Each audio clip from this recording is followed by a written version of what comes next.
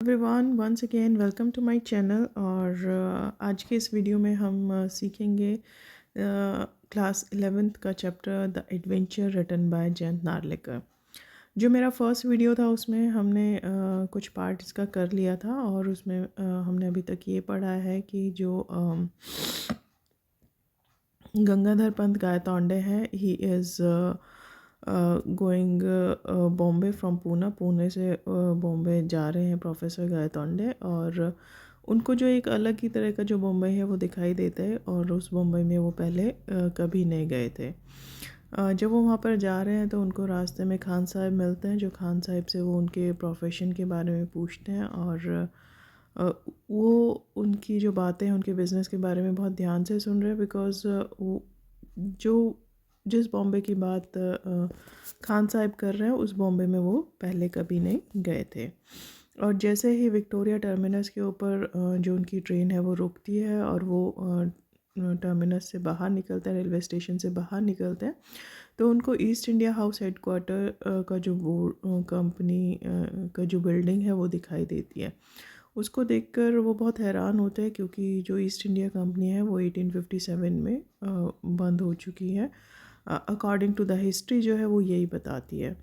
वो हॉर्नबे रोड से मूव करते हुए जाते हैं और उनको जो अलग ही तरह की जो शॉप्स और ऑफिस बिल्डिंग्स हैं वो वहाँ पर दिखाई देते हैं। हैंडलूम की जगह उनको वहाँ पर बूट्स, वूलवर्थ और जो लॉयड्स और बार्कलेज के ब्रिटिश बैंक की बिल्डिंग्स हैं वो दिखाई देती हैं, जो कि टिपिकल इंग्लैंड लंदन की जो गलियां हैं वहाँ पर पाई जाती हैं। वहाँ से वो राइट टर्न लेते हैं, होम स्ट्रीट में एंटर करते हैं और फॉब्स की एक बिल्डिंग में जाते हैं और विनय गायतोंडे के बारे में पूछते हैं। जो रिसेप्शनिस्ट है वो एक इंग्लिश लेडी है, वो उनको बताती है कि विनय गायतोंडे नाम का कोई भी जो इंसान है वो वहाँ पर काम नहीं करता। He was not very surprise, वो बहुत ज़्यादा सरप्राइज नहीं होते, क्योंकि उस टाइम पे जब वो खुद ही पैदा नहीं हुए तो विनय गायतोंडे का होना इम्पॉसिबल था। Vinay Gaitonde was a son of professor Gaitonde, जो गंगाधर पंत गायतोंडे हैं उनके बेटे हैं वो। उसके बाद वो टाउन हॉल की तरफ जाते हैं और वो ये देख के बहुत रिलीफ, राहत की सांस लेते हैं कि जो लाइब्रेरी है स्टिल वहीं पर है। उसके बाद वो जो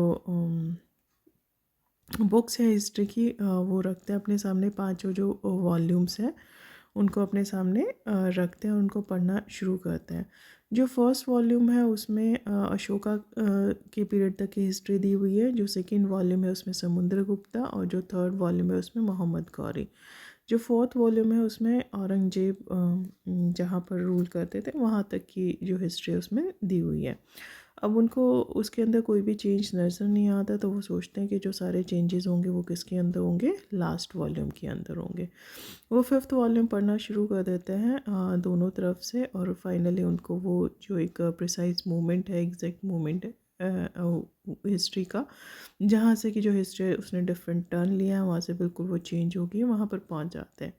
और ये वो जगह है जहाँ पर वो पीरियड है जब बैटल ऑफ पानीपत चल रही है, और जो कि किसके बीच में थी, मराठास और अहमद शाह अब्दाली के बीच में।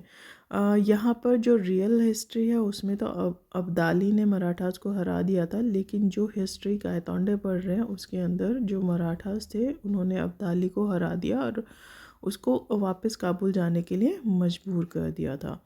और जो उनकी मराठास की जो आर्मी थी वो ट्रायम्फेंट, वो जीत गई थी। और उसको कौन लीड कर रहे थे, उनके जो नेता थे वो सदाशिवराव भाऊ और उसके जो भतीजे थे विश्वराव। वो ये जो बुक थी वो it is not going to blow by blow account, मतलब वो पूरी डिटेल में उसके बारे में नहीं बताया था, लेकिन उसने जो उसकी कॉन्सिक्वेंसेस हुए थे, जो उस लड़ाई के नतीजे आए थे उसके बारे में उसने काफ़ी डिटेल में लिखा हुआ था। जब गंगाधर पंत उसको रीड कर रहे थे तो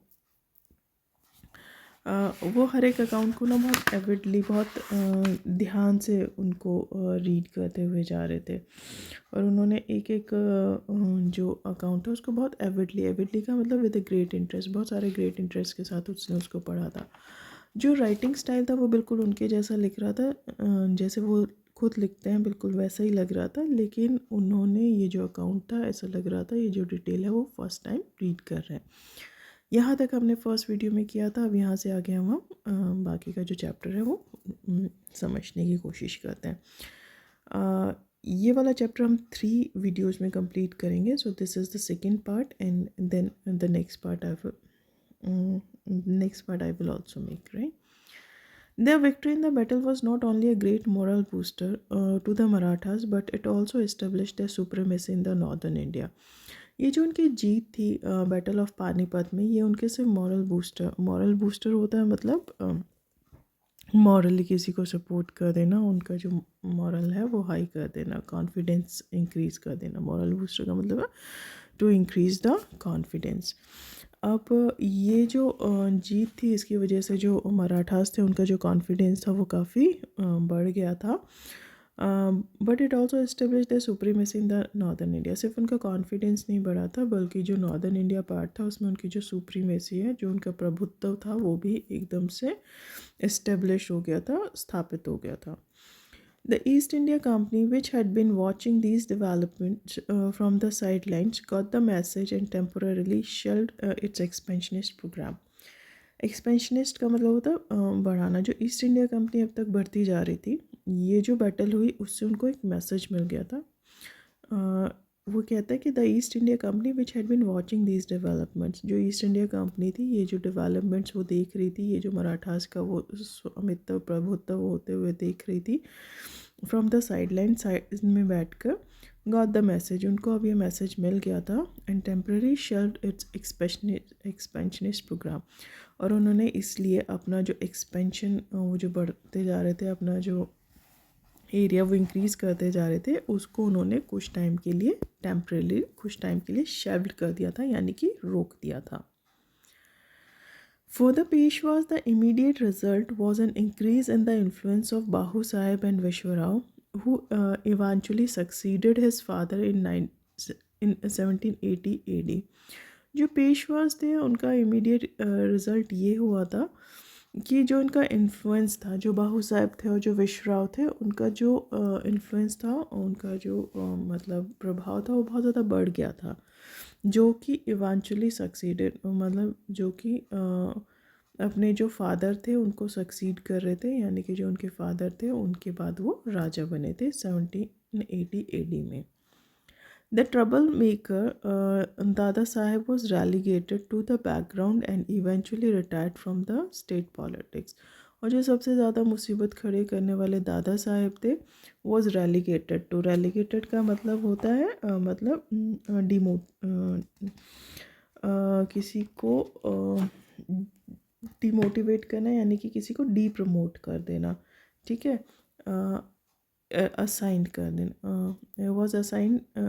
was relegated to the background and he eventually retired from the state politics, यानी कि उनको जो है लोअर रैंक के ऊपर रखा गया था, उनको डिप्रमोट कर दिया था, और उनको जो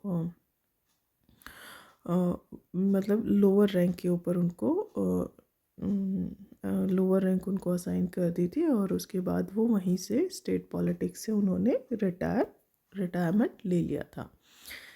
क्योंकि वो बहुत ज़्यादा ट्रबल क्रिएट कर रहे थे, इसीलिए उनको कभी भी आगे आने नहीं दिया, एक छोटी रैंक के ऊपर ही उनको रखा, और उसके बाद उन्होंने वहीं से जो स्टेट पॉलिटिक्स थी उससे रिटायरमेंट ले ली। To its dismay, the East India Company met its match in the new Maratha ruler Vishwarao. डिस्मे का मतलब होता है सदमा लगना किसी को, और मतलब शॉक लगना। डिस्मे यानी कि उदासी की ये बात ये थी कि जो ईस्ट इंडिया कंपनी थी, अब उनको जो नए मराठा रूलर थे विश्वराव, उसके रूप में अपना जो मैच है, अपना जो कॉम्पिटिटर है, वो देखने को मिल रहा था। He and his brother Madhav Rao combined political acumen with valor and systematically expanded their influence all over India. वो कहते हैं कि जो विश्वराव था और जो उसका भाई था Madhav Rao, combined political acumen का मतलब होता है पॉलिटिकली बहुत ज़्यादा स्मार्ट होना, बहुत ज़्यादा शातिर होना। तो वो बहुत ज़्यादा स्मार्ट थे, पॉलिटिक्स में बहुत ज़्यादा मतलब वो स्किल्ड थे, और पॉलिटिकली स्किल्ड तो थे ही, उसके साथ जो वेलोर था, वेलोर यानी कि करेज, जो उनका साहस था, अनसिस्टमेटिकली एक्सपेंडेड। तो मतलब जो उनका पॉलिटिकल स्मार्टनेस थी और उसका जो साहस था उसके साथ मिलकर उन्होंने बहुत ही सिस्टमेटिक तरीके से अपना जो प्रभाव है वो इंडिया के ऊपर जमाना शुरू कर दिया, उसको एक्सपेंड यानी कि बढ़ाना शुरू कर दिया। The company was reduce to pockets of influence near Bombay. और इसी का रिज़ल्ट ये रहा कि जो ईस्ट इंडिया कंपनी थी वो सिर्फ सीमित होकर रह गई थी बॉम्बे के आसपास के एरिया में। बॉम्बे, कैलकाटा एंड मद्रास। कैलकाटा कोलकाता जिसको बोलते हैं आजकल, मद्रास जिसको चेन्नई बोला जाता है। तो बॉम्बे, कैलकाटा और मद्रास में ये जो ईस्ट इंडिया कंपनी थी वो सीमित होकर रह गई थी। रिड्यूस टू पॉकेट्स का मतलब सीमित होकर रह जाना। Just like it's European rivals the Portuguese and the French. और बिल्कुल अपने यूरोपियन राइवल्स की तरह, यूरोपियन जो उनके अपोजिट थे उनकी तरह, शत्रुओं की तरह, और जो पोर्तुगीज़ और फ्रेंच थे, जैसे वो सिर्फ बॉम्बे, कलकत्ता और मद्रास तक सिर्फ अपना यानी कि ट्रेड करने के लिए ही आए थे और वहीं तक सीमित रह गए थे। इसीलिए इसी तरीके से जो ईस्ट इंडिया कंपनी थी वो भी वहीं तक लिमिटेड होकर रह गई थी। किसकी वजह से? क्योंकि जो विश्व राव थे और जिनका भाई माधव राव था वो बहुत ज़्यादा पॉलिटिकल स्किल्ड थे और अपने करेज की वजह से उन्होंने अपना काफ़ी एक्सपेंशन कर लिया था और इंडिया के ऊपर अपना प्रभुत्व जमा लिया था। तो उसकी वजह से जो ईस्ट इंडिया कंपनी थी उसको कॉम्प्रोमाइज़ करना पड़ा और सिर्फ बॉम्बे, कलकत्ता और मद्रास तक सीमित होकर रहना पड़ा। For political reasons, the Peshwas kept the puppet Mughal regime alive in Delhi. कुछ पॉलिटिकल कारणों की वजह से जो पेशवास थे, जो मराठास थे, उन्होंने जो मुग़ल का जो पपेट किंग था उसको ज़िंदा रहने दिया दिल्ली के अंदर। उन्होंने उसको टच नहीं किया, उनको छेड़ा नहीं, क्योंकि वो भी एक पपेट मुग़ल थे। पपेट का मतलब होता है जिस कठपुतली की तरह जिसको नचाया जा सके। तो कुछ कारणों के, पॉलिटिकल रीजंस की वजह से जो पेशवास थे उन्होंने उनको वहीं पर रहने दिया, मुगल्स को दिल्ली के अंदर उनको टच नहीं किया। In the 19th century, these de facto rulers from Pune were astute enough to recognize the importance of technological age dawning in Europe. De facto ruler का मतलब होता है without any lawful authority, और astute का मतलब होता है quick witted, बहुत जल्दी जो मतलब किसी चीज़ को भांप लेते हैं, जो बहुत इंटेलिजेंट होते हैं, बहुत चालाक। तो कहते हैं 19th सेंचुरी के अंदर ये जो डी फैक्टो रूलर्स थे, जो कि मतलब रूलर्स बन गए थे बिना किसी लॉ के, पुणे से, इनको जल्दी ये एहसास हुआ कि जो टेक्नोलॉजिकल एज जो है यूरोप में बढ़ती जा रही है, डॉनिंग इन यूरोप मतलब वो वहाँ पर बढ़ती जा रही है। तो उनको उसकी जो इम्पोर्टेंस थी, उसका जो महत्व था, वो जल्दी ही इनको पता चल गया। दे setup their own centres for science and technology. इसीलिए उन्होंने क्या किया कि अपने खुद के साइंस और टेक्नोलॉजी के जो सेंटर्स थे उनको ओपन करना स्टार्ट कर दिया, क्योंकि अब उनको रियलाइज़ हो गया था यूरोप में जो टेक्नोलॉजी है वो बहुत ज़्यादा एडवांस होती जा रही है। तो जल्दी उनको जो इसकी इम्पोर्टेंस थी वो पता चल गई, क्योंकि ये जो थे दे वर वेरी एस्ट्यूट इनफ, मतलब दे वर क्वाइट क्विक विटेड थे, बहुत ज़्यादा क्लेवर थे और पॉलिटिकली बहुत ज़्यादा स्ट्रॉन्ग थे। तो इनको बहुत ज़्यादा जल्दी उसकी जो इम्पोर्टेंस थी उसका पता चला, और उन्होंने क्या किया, फिर अपने जो साइंस और टेक्नोलॉजी के जो सेंटर्स थे उनको सेटअप करना शुरू कर दिया। Here the East India Company saw another opportunity to extend its influence. यहाँ पर जो ईस्ट इंडिया कंपनी थी उनको एक और मौका मिल गया अपना जो इन्फ्लुएंस था, अपना जो प्रभाव था उसको एक्सटेंड करने का, उसको बढ़ाने का। It offered aid and experts. अब उन्होंने क्या किया, एड का मतलब होता है हेल्प करना। अब उनको एक और मौका मिला कि वो अपना जो है इन्फ्लुएंस उसको बढ़ा सकें। तो उन्होंने ये जो साइंस सेंटर्स ओपन हुए थे इसमें अपनी जो हेल्प थी और अपने जो एक्सपर्ट लोग थे उनको ऑफ़र करना शुरू कर दिया। They were accepted only to make the local centre self sufficient. और उनकी जो हेल्प थी वो एक्सेप्ट की गई, उसको मान लिया गया, क्योंकि ये जो लोकल सेंटर्स है ताकि इसको जो सेल्फ सफिशेंट है वो बनाया जा सके, यानी कि वो अपने पैरों पे खड़े हो सके, इसीलिए उनको एक्सेप्ट कर लिया गया था। The 20th century brought about further changes. जब 20th सेंचुरी आई तो उसमें कुछ और चेंजेस आ गए। इंस्पायर्ड बाय द वेस्ट, जो कि किससे इंस्पायर्ड थे, वेस्ट से इंस्पायर्ड थे। 20th सेंचुरी आते आते जो इंडिया थी उसके अंदर और थोड़े से चेंजेस आए, और वो किससे प्रभावित थे, वो वेस्ट से प्रभावित थे।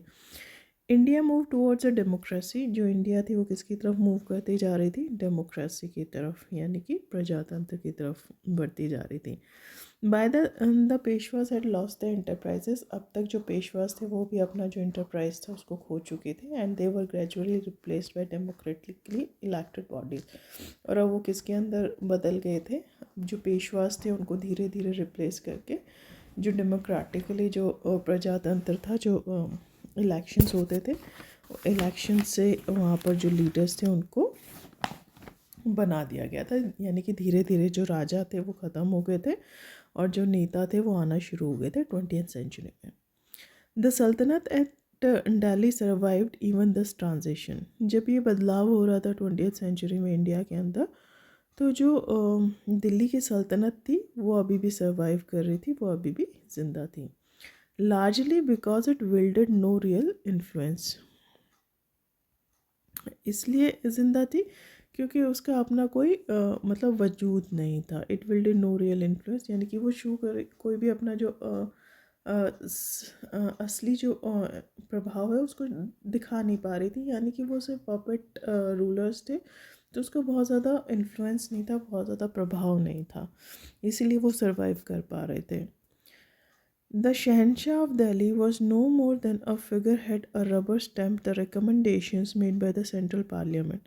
जो शहनशाह थे दिल्ली के वो मतलब सिर्फ फिगर हेड थे। फिगर हेड का मतलब होता है एक इमेज, यानी कि एक पपेट की तरह ही थे, जिनका काम सिर्फ क्या था कि जो भी रिकमेंडेशंस आती थी, जो भी लॉ बनकर आते थे सेंट्रल पार्लियामेंट में, उसके ऊपर रबर स्टैम्प यानी कि अपनी मोहर लगा देना, इससे ज़्यादा उनका कुछ काम नहीं था। वो सिर्फ जो भी चेंजेस होकर आते थे सेंट्रल पार्लियामेंट से उसमें अपना बस हामी भर देते थे, उसमें अपनी स्टैम्प लगा देते थे। As he read on, Gangadhar Pant began to appreciate the India he had seen, जैसे जैसे वो आगे बढ़ता जा रहा था पढ़ता जा रहा था, तो वो जो इंडिया जिसके बारे में वो रीड कर रहे थे उसको बहुत अप्रिशिएट कर रहे थे, जो भी इंडिया उनको उस किताब में दिखाई दे रहा था तो वो उसको बहुत अप्रिशिएट कर रहे थे, बहुत उसकी प्रशंसा कर रहे थे। It was a country that had not been subjected to slavery for the white man, क्योंकि एक ऐसा देश था जो कि बिल्कुल भी मतलब जो वाइट मैन थे, जो अंग्रेज थे, उनकी गुलामी नहीं कर रहा था। It had learn to stand on its feet and knew what self respect was, मतलब ये जो टाइम था उसमें वो अपने पैरों पे खड़ा होना सीख रहा था इंडिया, और उसको ये पता था कि जो सेल्फ रिस्पेक्ट है वो क्या होती है। From a position of strength and for purely commercial reason it had allowed the British to retain, कहते हैं कि from a position of strength, मतलब एक स्ट्रेंथ की ताकत की जो पोजीशन थी, और फॉर प्योर कमर्शियल रीज़न, और सिर्फ ट्रेड के रीज़न से उन्होंने जो ब्रिटिशर्स थे उनको अलाउ किया था इंडिया में रहना। यानी कि ये जो हिस्ट्री गंगाधर पंत पढ़ रहे हैं, प्रोफेसर गायतोंडे जो हिस्ट्री पढ़ रहे हैं, वो उनको बहुत अच्छी लग रही है पढ़ने में, क्योंकि यहाँ पर जो इंडिया वो देख पा रहे हैं वो सेल्फ सफिशिएंट है और वो किसी अंग्रेज का गुलाम नहीं है। और ये जो उसकी पोजीशन है स्ट्रेंथ की इंडिया की, उन्होंने सिर्फ ब्रिटिशर्स को इसलिए रहने दिया ताकि वो उनके साथ ट्रेड कर सके, कमर्शियल का मतलब यहाँ पर है बिजनेस कर सके। Bombay as a sole outpost on the subcontinent, और उन्होंने सिर्फ उनको बॉम्बे में रहने दिया, और उनका वही उनका सोल आउटपोस्ट था। आउटपोस्ट का मतलब होता है एक स्मॉल मिलिट्री कैंप, से वो अकेला ही उनका मिलिट्री कैंप था उस सब कॉन्टिनेंट के अंदर, इंडिया का जो सब कॉन्टिनेंट था वहाँ पर।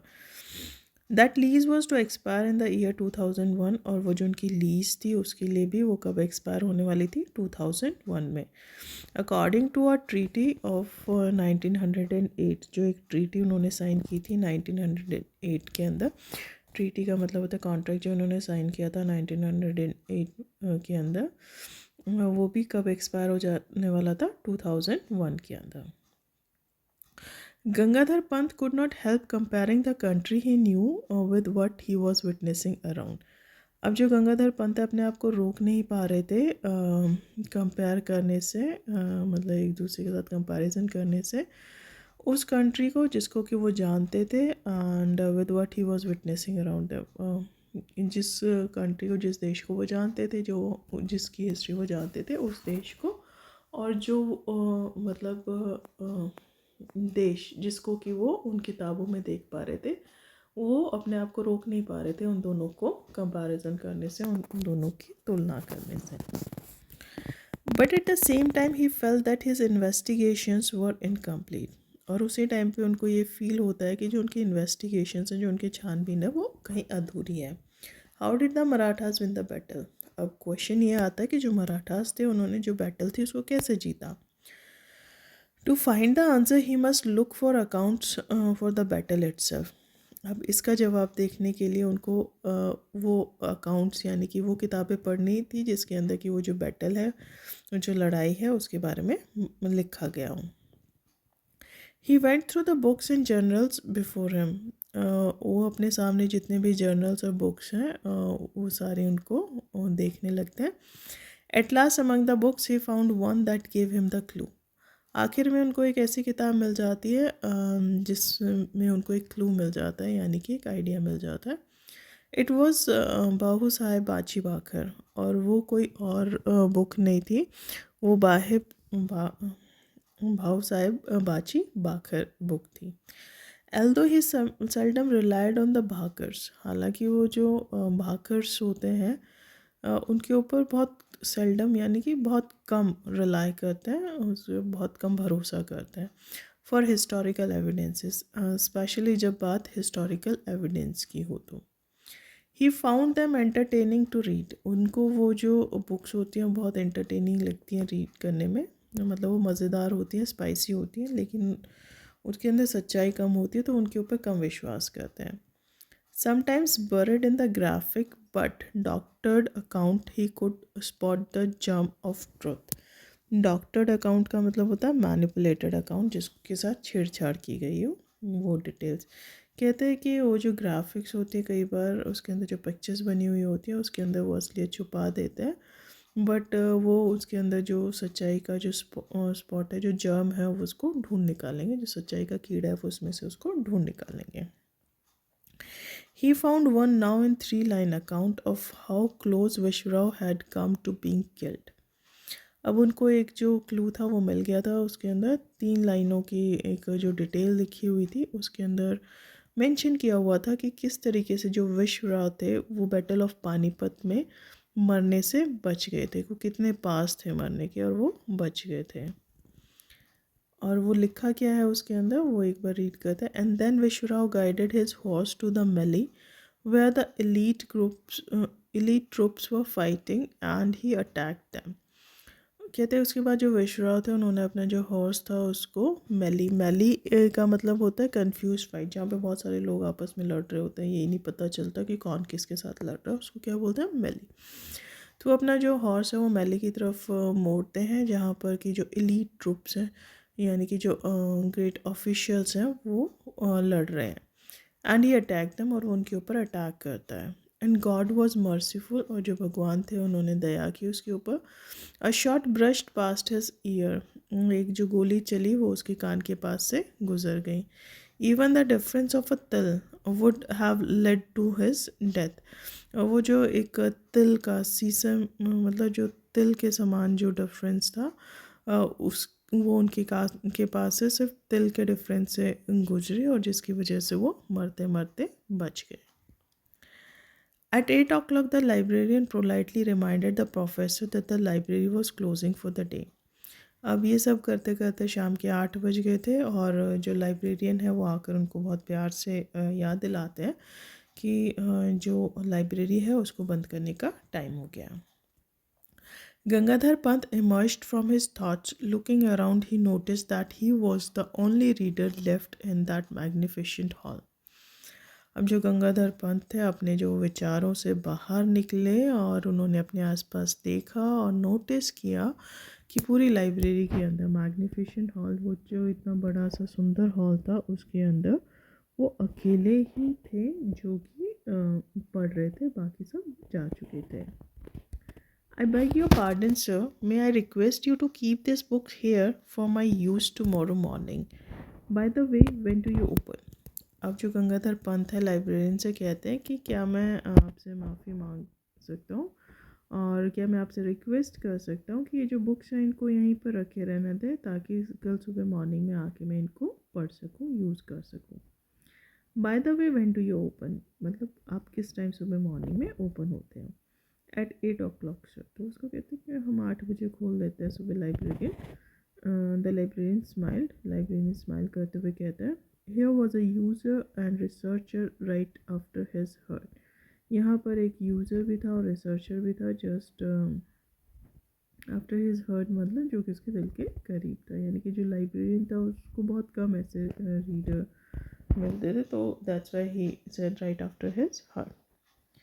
As the professor left the table, he shoved some notes into his right pocket. अब प्रोफेसर को पता नहीं क्या हुआ, उन्होंने क्या किया, जब वो टेबल छोड़ रहे थे तो कुछ जो नोट्स थे उन्होंने अपनी राइट पॉकेट के अंदर घुसा दिए. शोड का मतलब घुसा देना. एब्सेंट माइंडेडली, बिना कुछ सोचे समझे. He also showed the bhakar into the left pocket. जो भाकर वाली बुक थी वो उन्होंने अपनी लेफ्ट पॉकेट में डाल दी और जो वो कुछ नोट्स थे वो उन्होंने फाड़ कर अपनी राइट पॉकेट के अंदर डाल दिए. He found a guest house to stay in and had a frugal meal. Frugal मतलब हल्का फुल्का खाना खाया. उनको एक गेस्ट हाउस मिल गया रहने के लिए, वहाँ पे उन्होंने कुछ हल्का सा खाना खाया. He then set out for a stroll towards the Azad Maidan. उसके बाद वो घूमने के लिए चले गए आज़ाद मैदान. स्ट्रॉल मतलब वॉक करते हुए आज़ाद मैदान की तरफ चले गए. इन द मैदान he found a throng moving towards a pandal. Throng का मतलब होता है बहुत सारी भीड़ जब किसी तरफ जा रही होती है. तो मैदान के अंदर उन्होंने देखा कि बहुत लंबी चौड़ी जो क्राउड थी वो पंडाल की तरफ मूव कर रही थी, पंडाल की तरफ जा रही थी. यहाँ पंडाल यानी कि जहाँ पर टेंट लगा हुआ था. So a lecture was to take place. और वहाँ पर क्या चल रहा था, एक लेक्चर चल रहा था. Force of habit professor Gaitonde towards the pandal.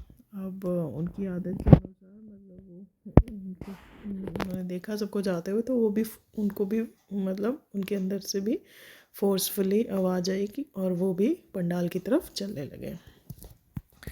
The lecture was in progress. जो लेक्चर था वो चल रहा था. Although people kept coming and going. हालांकि जो लोग थे वो आ रहे थे जा रहे थे, लेकिन जो लेक्चर था वो अभी भी चल रहा था.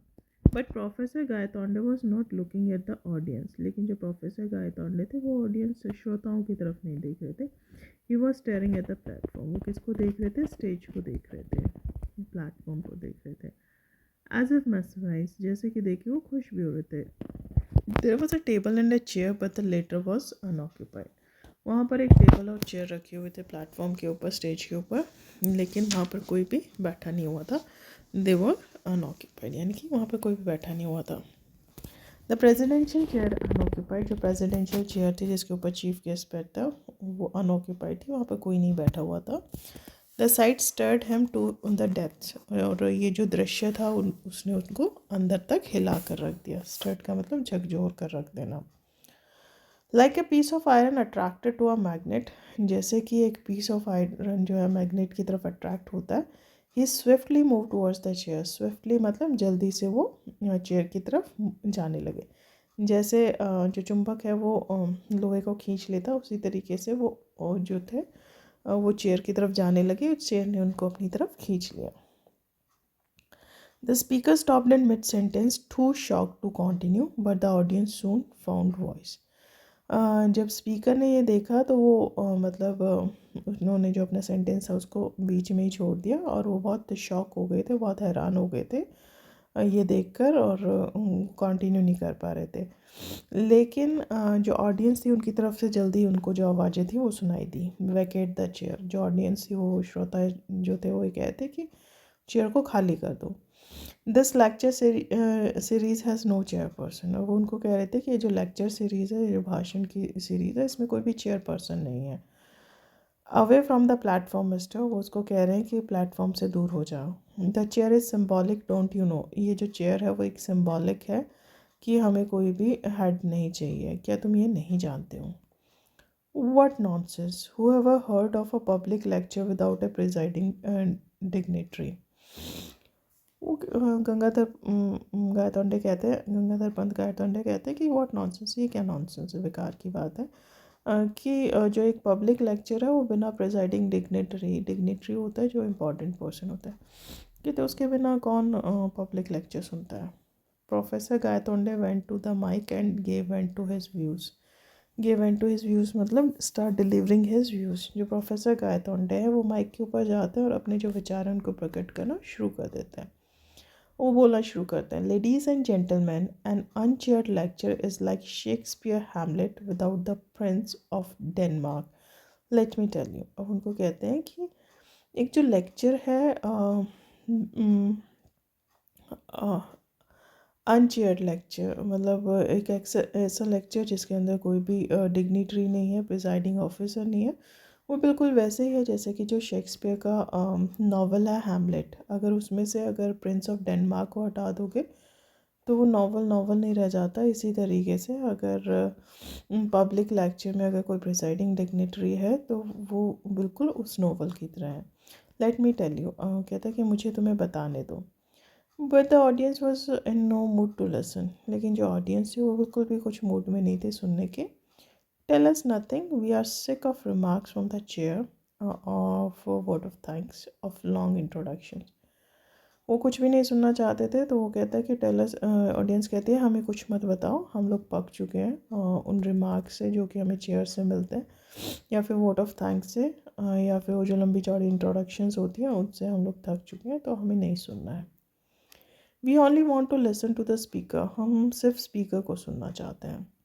We abolish the old customs long ago, हमने ये जो पुराने कस्टम्स हैं, रीति रिवाज हैं, इनको बहुत पहले अबॉलिश कर दिया, ख़त्म कर दिया। Keep the platform empty please, वो कहते हैं कि ये जो स्टेज है इसको खाली कर दो जल्दी से। But the Gangadhar Pant had the experience of speaking at 999 meetings and had face the Pune audience at its most hostile, he kept on talking. लेकिन जो गंगाधर पंत थे उनको तो पुराना एक्सपीरियंस था, वो ऑलरेडी 999 जो मीटिंग्स है उसमें बोल चुके थे। और जो पुणे में की जो दर्शक थे वो अब तक के सबसे हॉस्टाइल यानी कि सबसे ज़्यादा ख़तरनाक मतलब एग्रेसिव थे। इसीलिए उसने अपना जो ये कैप्टन टॉकिंग वो बोलता चला गया। He soon become a target of a shower of tomatoes eggs and other objects. जब वो नहीं माना तो जल्दी जो ऑडियंस थी उन्होंने उसके ऊपर उन जो टमाटर थे, अंडे थे या दूसरी चीज़ें थी वो फेंकना शुरू कर दिया। But he kept on trying valiantly to correct this sacrilege, लेकिन वो बहुत पेशेंट से बहुत ही धैर्य से ये जो सैक्रिलेज था, ये जो प्रोग्राम था, इसको कंटिन्यू करने की कोशिश कर रहे थे। Finally the audience swarm to the stage to eject him bodily, आखिर में जो ऑडियंस थी वो स्टेज के ऊपर चढ़ गए। स्वाम का मतलब होता है एकदम से वो भीड़ चढ़ जाना, तो एकदम से वो उसके ऊपर चढ़ गई ताकि जो उसको है वहाँ से इजेक्ट किया जा सके, यानी कि उसकी जो बॉडी है उसको वहाँ से हटाया जा सके गंगाधर पंत की। And in crowd Gangadhar Pant was nowhere to be seen, और अब भीड़ के अंदर जो गंगाधर पंत थे वो कहीं पर भी दिखाई नहीं दे रहे थे। That is all I have to tell Rajendra. अब वो अपने दोस्त से बात करे तो उसको बताते कि यही सब है जो मैं तुम्हें बताना चाहता था। All I know is that I was found in the Azad Maidan in the morning. कहता है कि मैं सिर्फ इतना जानता हूँ कि मैंने सुबह अपने आप को आज़ाद मैदान के अंदर पाया। But I was back in the world I am familiar with, लेकिन मैं था तो वहीं पर, लेकिन मैं अब पुरानी दुनिया में वापस आ गया था जिसको कि मैं जानता था। अब मैं उस दुनिया में नहीं था जिसको कि मैं नहीं जानता था, अब मैं उस दुनिया में हूँ जिसको कि मैं जानता हूँ। Now where exactly did I spend those 2 days when I was absent from here. अब उससे पूछते हैं कि एग्जैक्टली मैंने वो 2 दिन कहाँ बिताए जब मैं यहाँ पर नहीं था, प्रेजेंट वर्ल्ड में नहीं था। Rajendra was dumbfounded by the narrative, it took him a while to reply. अब जो राजेंद्र थे देश पांडे थे, वो बहुत मतलब हैरान हो गए थे। डम फाउंडेड यानी कि उनको कुछ भी सूझ नहीं रहा था ये नैरेटिव, ये जो पूरा किस्सा था इसको सुनने के बाद, और इसलिए उनको थोड़ा सा टाइम लगा इसका जवाब देने के लिए। Professor before just prior to your collision with the truck what were you doing, Rajendra asked. तो राजेंद्र उससे पूछते हैं कि जब तुम्हारी टक्कर हुई ट्रक के साथ तो उस टाइम पे तुम क्या कर रहे थे। इस वीडियो में हम यहीं तक करेंगे, बाकी की जो एक्सप्लेनेशन है we will learn in the next video. I hope आपको वीडियो पसंद आया होगा। पसंद आया तो प्लीज़ लाइक करें, शेयर करें, सब्सक्राइब करना ना भूलें। Thank you and have a nice day.